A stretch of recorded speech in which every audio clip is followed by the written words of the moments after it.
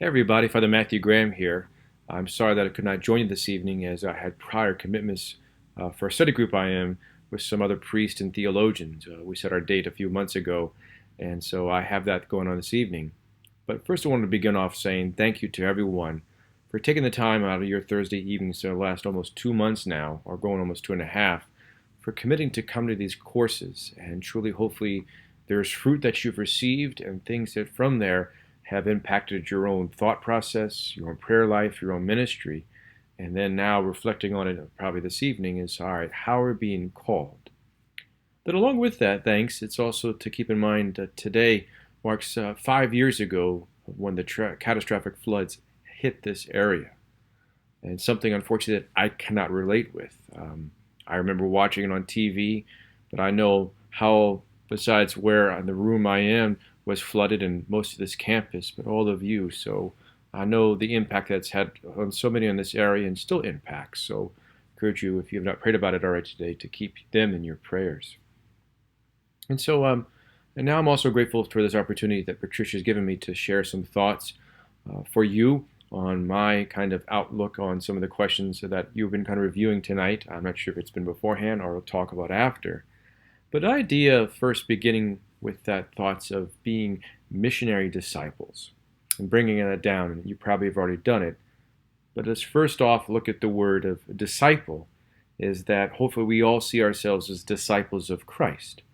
We can be disciples of many things. Just for example, all right, I'm a iPhone user or an Android, or I am a fan of LSU or Tulane.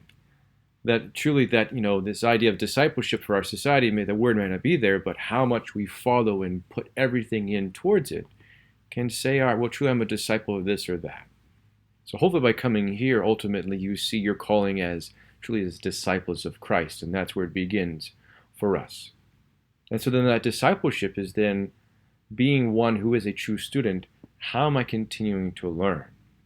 It has to go beyond just attending Mass, listening to the homilies that the priest or deacon gives, but truly seeking, all right, am I studying? Am I engaging what the church does provide? And you might say, well, what does the church provide? And so that's hopefully there where you're asking the questions of both me, those who are in charge of different programs, all right, where can I learn more? But even then, it's discerning now that of any time in the history of the church, we have access to so much information that both it's wonderful, but also you have to have that discerning eye and ear, especially now with the proliferation of podcasts, videos, articles, blog posts.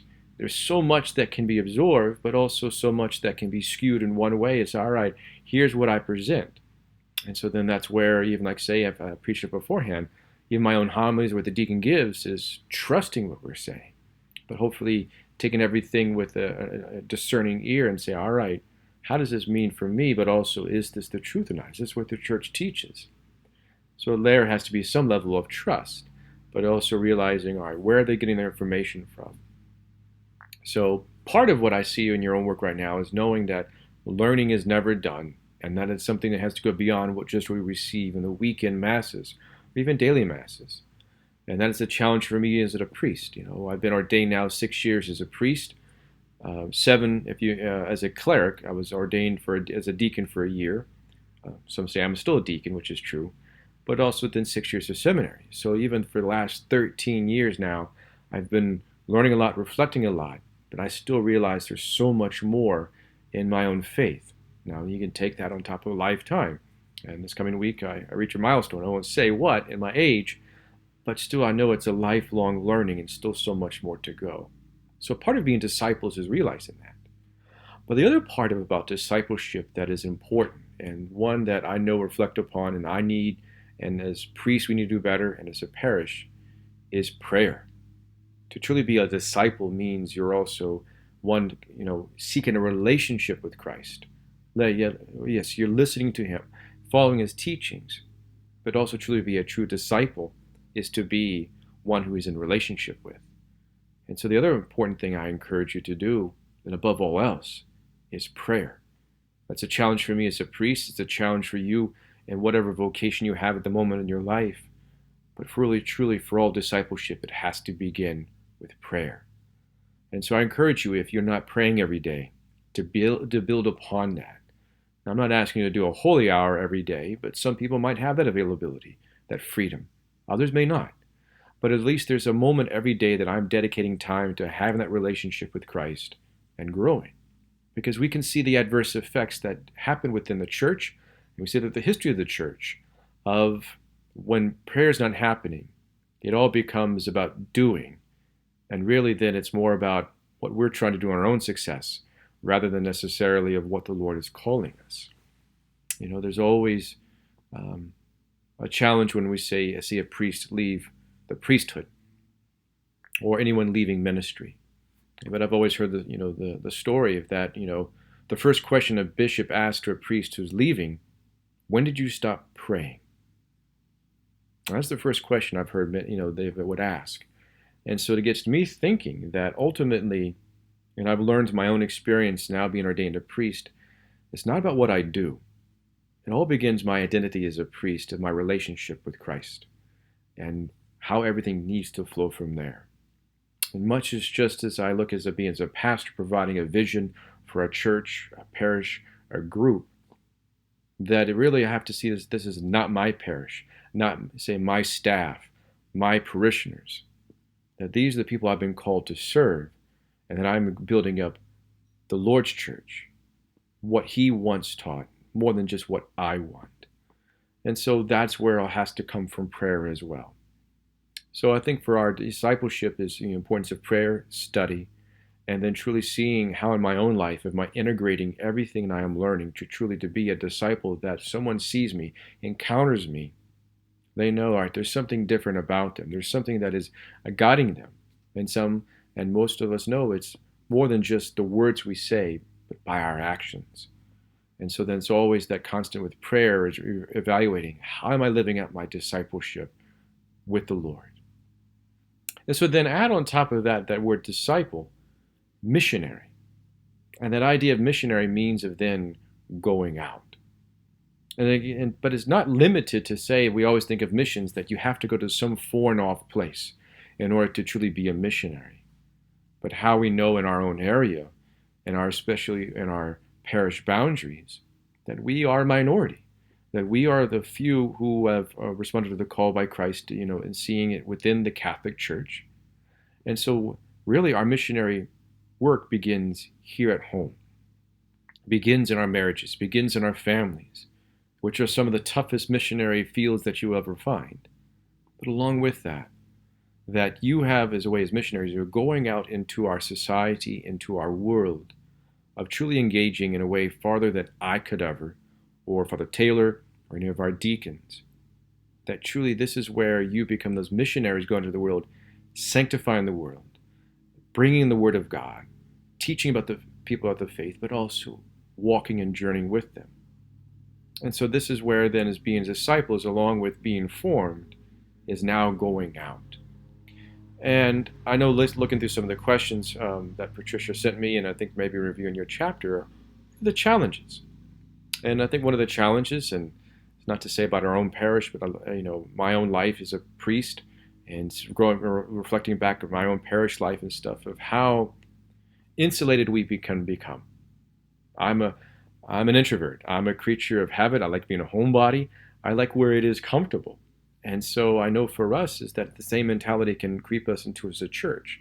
That we're trying to do is preserve what we have always done as far as our activities, our programs, even our buildings. But in the grand scheme of things, as disciples, we have to go beyond that. That one day, at some point, these buildings will crumble, these buildings will fall, or as we've experienced and talked about, they can be adversely affected and destroyed. But that doesn't stop of who we are, what our mission is. That we can always rebuild buildings. We can always rebuild the things that get destroyed as far as physical things. But more importantly, is creating that relationship. Is that relationships are what truly then help to sustain people, to build them up, especially when they are down, but help them to truly flourish wherever they might be called to go. And so along with the other challenges, that I see for the church is we're still dealing with the sex abuse scandal. And so then how people view the church. We also have to deal with the issues of just the negative publicity at times that people get their notion of what the church is, either by what they see in the media, what they hear, they think Catholics worship or believe, maybe from their pastors of their other churches, or just this negative connotation they've always been told growing up. And that forms a lot of, so when I challenge people and, I say, if you get all your resources about what the Pope says or the church is teaching now based off of public media or on social media or reading in the paper, and that's the only viewpoint they have of it, how that will be skewed and can provide that negative connotation. But that's been a challenge of the church, not just locally and recently, but through all that of history, is this connotation. I think the other challenge is just the complete apathy towards anything that is saying something is truly objective and never changes. And so, especially with our society, of how we've seen in our own life can reflect how this slowly changes of what is defined as the truth. And so it's hard for people to accept that there is an objective truth out there that never changes. Our understanding of it, yes, does change and go into the depths. But to truly have something objective that then goes against what they've been taught, what is acceptable in society, the barriers that presents to them. And so that is something that we as a church will always have to battle. And that's something that has existed from the very beginning as well. And the other challenge too is that of, especially in our modern society, how busy things are, and always told we need to do this, and this. I've looked back at my life and seeing beforehand how, all right, yes, we kind of did these things. Parents were very good. All right, you did this. But now it seems like every moment has to be planned in what we're doing. And that hopefully one of the benefits of the recent pandemic, and there's a lot of negative, that when we had a lockdown, it was the first time probably many families experienced of being at home, being with each other, and truly experiencing what is family life that has never been lived out by many younger people. And maybe some of those who are older and more experienced in family life can go back to the days where it was just more centered around the family. But now it seems like it's always on the road, doing these things. I have to do all these things. And the family becomes more defined by the activities of the children rather than the heart of the marriage, rather than the heart of what's the family and then going out from there. So these are a few of the challenges on the external side.